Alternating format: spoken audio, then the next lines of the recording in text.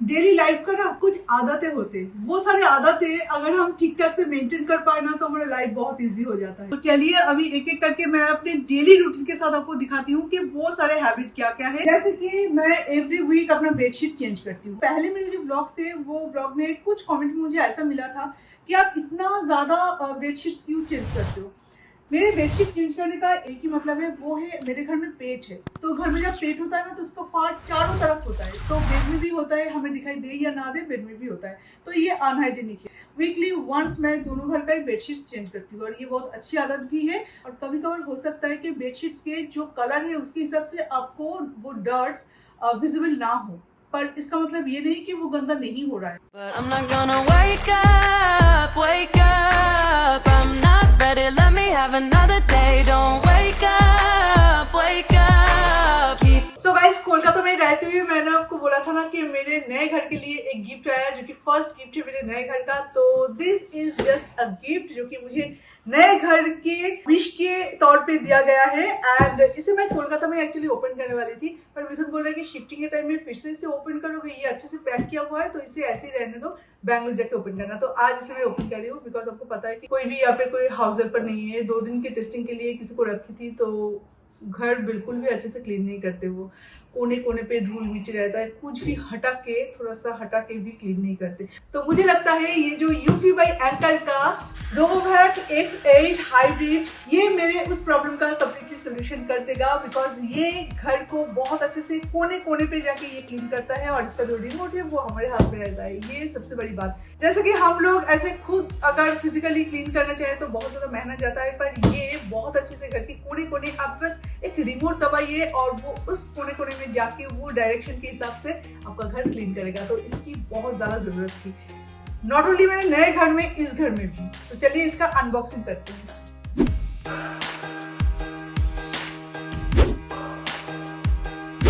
Wow, पर मैं भी आज पहली बार आपके साथ देख रही हूँ।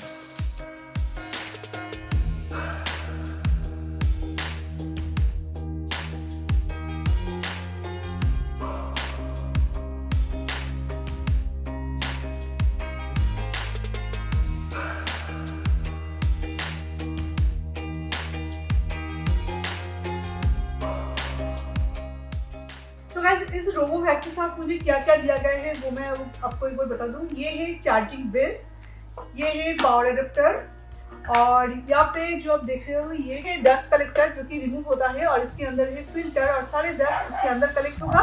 और एक एक्स्ट्रा फिल्टर दिया गया है, जब आपको जरूरत पड़ेगी तो इसे आप फिक्स कर लेना। और ये इस तरह से फिक्स भी किया जाता है। एंड इसके पीछे आप देख सकते हो कि एक ब्रश है, तो ये ब्रश अगर कभी खराब हो जाए तो इसके लिए एक्स्ट्रा एक ब्रश दिया गया है। और इसके अलावा भी हमें मिला है कुछ टाइल्स।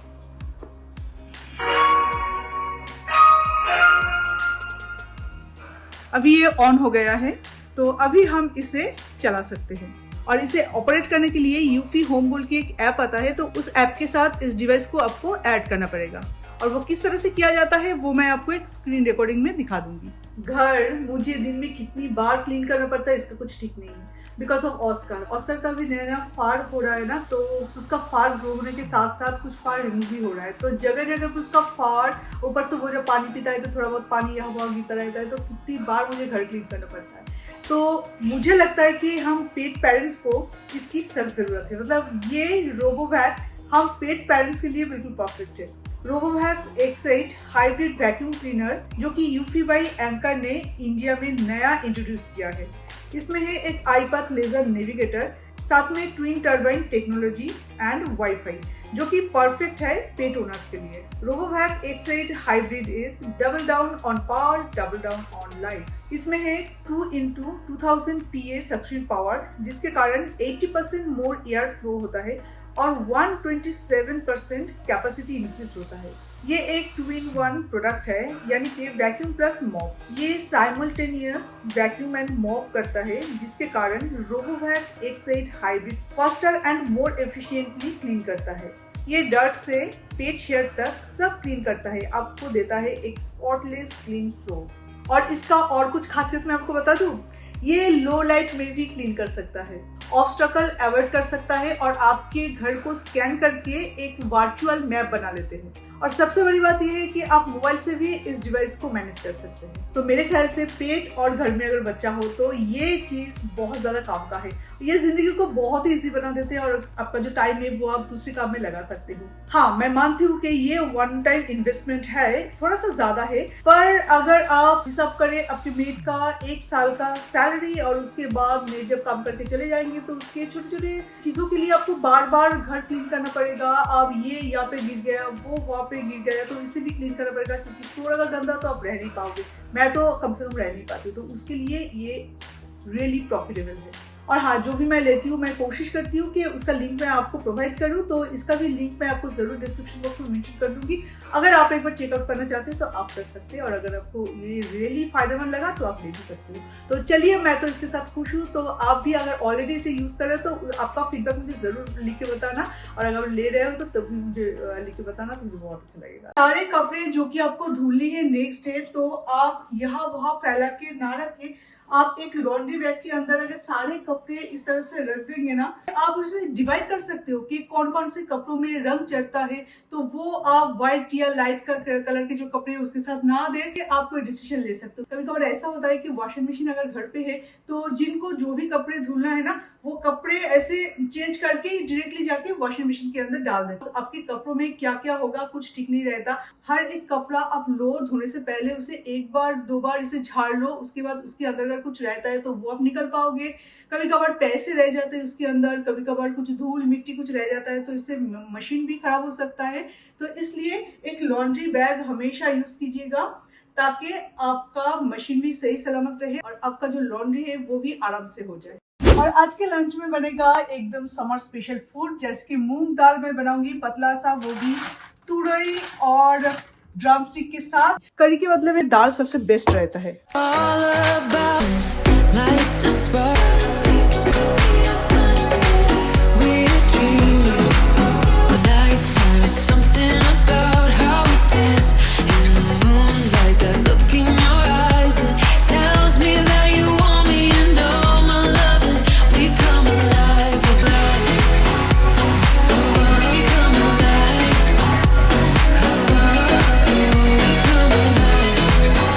अभी जो मैं चीज बनाने जा रही हूँ वो बहुत ही यूनिक है और बहुत ही टेस्टी, एकदम टेम्पटिंग है।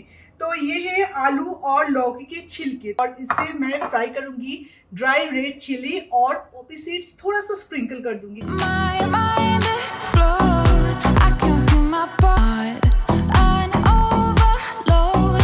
Don't know how this goes, but I'm pretty sure you just. और अभी मैं बनाने वाली हूँ भिंडी मसाला। तो भिंडी मसाले के लिए यहाँ पे भिंडी है, यहाँ पे अनियन से, ग्रीन चिली, आधा टमाटर दूंगी और गार्लिक तो मस्ट है। तो गार्लिक मैं टेस्ट नहीं दूंगी, तो ये गार्लिक मैं चॉप करके डाल दूंगी। Close to you, close to you, close to you, close to you, close to you. My walls are down, they've been burned to the ground by the voice of an angel.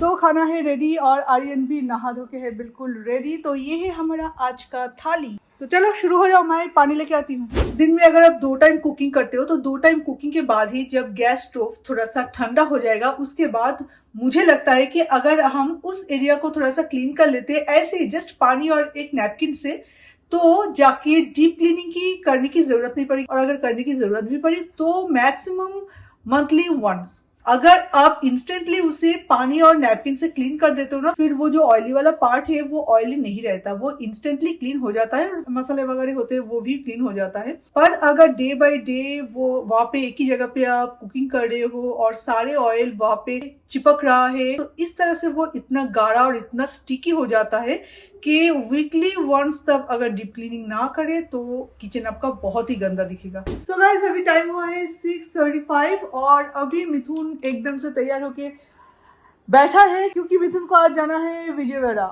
आज हमारा car देने वाले हैं 9 बजे बस, और वहाँ पे 9 या 9:30 बजे पहुंचेंगे। 12 आवर्स लगता है जाने में।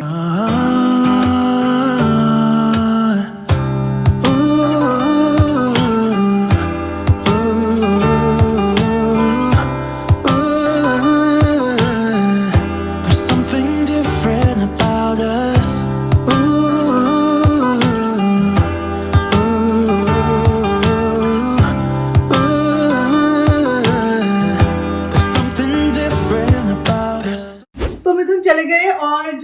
काम थे उसके बाद मैंने झटपट से कर लिया, क्योंकि ये सारे बर्तन थे सिंक पे जो कि मैंने क्लीन कर लिया, बिकॉज सुबह उठने के बाद ना ये सब अच्छा नहीं लगता। जस्ट अभी अभी धुले हैं, तो धुलने के बाद क्या होता है ना कि इसमें पानी रह जाता है, और जब भी पानी रहेगा ना बर्तन में, उसे अगर आप एक ड्राई क्लॉथ से क्लीन करके नहीं रखते हो तो प्लेट्स रखने का ये जो जगह है ना, इस जगह के नीचे बिल्कुल स्ट्रेन आ जाता है, वो भी पानी का।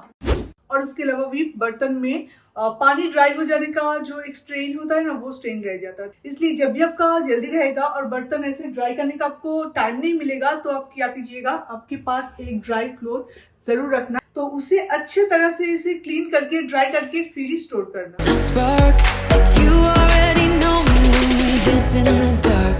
We're dreamers. We're living. We're dreamers. We're doing this in our own way. We come alive. So guys, यहाँ पे मेरा जो कप्स है उसके बारे में आपको जानकारी कुछ चाहिए थी, तो यहाँ पे मैं आपको बता दूं कि ये जो सारे कप्स है, ये फिर ये सेट, ये सारे हैं स्टारबक्स के, और स्टारबक्स के जो कलेक्शन होते हैं वो बहुत ही अच्छा होता है, बिकॉज ओकेशन पर्पस में ये लोग कस्टमाइज करवाते हैं कप्स। और ऊपर ये जो नेस्कैफे कप देख रहे हो, ये फ्री में मिला था, और ये जो बड़ा सा है इसमें आर्यन दूध पीता है, तो ये मैंने ली थी लुलू से। तो ये भी है स्टारबक्स का, काफी अच्छा है और काफी मतलब वाइब्रेंट है। We come alive. We come alive in the nighttime. There's something about how we dance in the moonlight. That look in your eyes and tells me that you want me and all my loving. आपके हाथों अगर ज्यादा से ज्यादा चीजें छूट जाते हैं तो आपके लिए तो बहुत मुश्किल होगा कांच के आइटम्स क्लीन करना, कि ऐसा जो एक टॉवल मिलेगा सिर्फ इसी काम के लिए डेडिकेटेडली रख देना अपने किचन पे, नीचे सिंक पे ऐसे बिछा देना, बिछा के उसके ऊपर कांच के ग्लास, प्लेट्स, बोल्स, ये सब क्लीन करना। अगर आपके हाथ से छूट भी जाए ना, तो उस टाइम में छूट के कहाँ पे गिरेगा, इसके ऊपर गिरेगा। थोड़ा सा मोटे लेयर में करना, तो वो टूटेगा नहीं एटलीस्ट। सिंक पे अगर गिर जाता है तो वो टूट जाएगा। सुबह तो टाइम नहीं मिला था, पर शाम के पहले ही मैंने आर्यन का भी बेडशीट चेंज कर दिया, और ये वो बेडशीट है जो कि उस दिन आर्यन ने चूज किया था, एंड ये बेडशीट भी बहुत खूबसूरत दिख रहा है।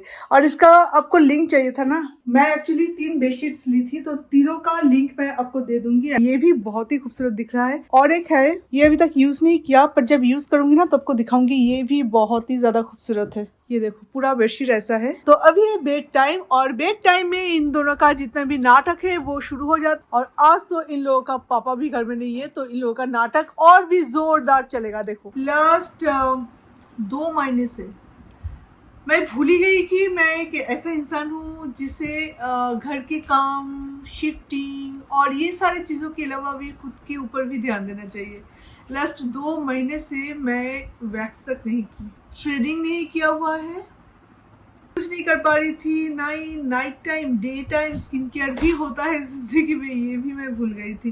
बिकॉज ये सारे मतलब जब तक नई जगह पे आप जाओ, सेटल ना हो पाओ, तो तब तक अपने ऊपर टाइम इन्वेस्ट करना ये एक बहुत बड़ी बात होती है। तो आज 2 महीने बाद मैं अपना night time skin care routine करने वाली हूँ। पर एक चीज़ मैं आपको गारंटी के साथ बोल सकती हूँ, मतलब मैं अपनी लाइफ के जो ये पल है ये मैंने शुरू किया था बेंगलोर से, और उसके बाद सोचा कि कोलकाता चलते हैं, क्योंकि मिथुन के जॉब के कारण ही हम यहाँ पे आए थे। तो अभी जब मिथुन का बिजनेस भी ऑनलाइन पे है और मैं भी काम करती हूँ वो भी ऑनलाइन, जहाँ पर भी रहो दुनिया के किसी भी कॉर्नर पे रहो तो आपका काम चल जाएगा। तो ये सोच के हम कोलकाता गए थे। 9 साल के अंदर कब हम बेंगलोर के होके रह गए, इस बात का कभी एहसास ही नहीं हुआ। तब एहसास हुआ जब हम कोलकाता गए। कोलकाता जाने के बाद 5-6 महीना बीत गए, उसके बाद लग रहा है कि सब कुछ ठीक ठाक है, सब कुछ तो ठीक चल रहा है। उसके बाद भी कुछ चीज़ की कमियां लग रही है, क्या कुछ सुनापन, कुछ खालीपन, पर वो क्या है पता नहीं। उसके बाद लगा नहीं, हमें फिर से बेंगलोर शायद वापस जाना चाहिए, क्योंकि अभी हम बेंगलोर के बिना नहीं रह सकते। जब हम कोलकाता थे ना, तो मैं और मिथुन हम दोनों डिस्कस करते थे हमेशा, मतलब जो इस बार हम बेंगलोर जा रहे हैं, कि अब बेंगलोर को बिल्कुल उसी तरह से हम पाएंगे जिस तरह से कोरोना के पहले बेंगलोर था, अभी कोरोना के 2 साल तक हम कोलकाता में रहे, तो क्या कोरोना के बाद बेंगलोर बिल्कुल उसी तरह से हमारे सामने आए, मतलब उस तरह से क्या बेंगलोर को हम एंजॉय कर पाएंगे? और यहाँ पे आके देख रही हूँ बेंगलोर बिल्कुल वैसे ही है जैसे हम छोड़ के गए थे, बिल्कुल ऐसा ही है। अभी धीरे धीरे जब तबीयत भी ठीक हो रहा है तो अभी धीरे धीरे यहाँ पे आने का एहसास, यहाँ पे आने का खुशी, ये धीरे धीरे महसूस हो रहा है। तो चलिए फिर आपसे मिलते हैं और एक नए वीडियो के साथ। अभी के लिए bye bye, good night and sweet dreams, take care. I think I like it how it is.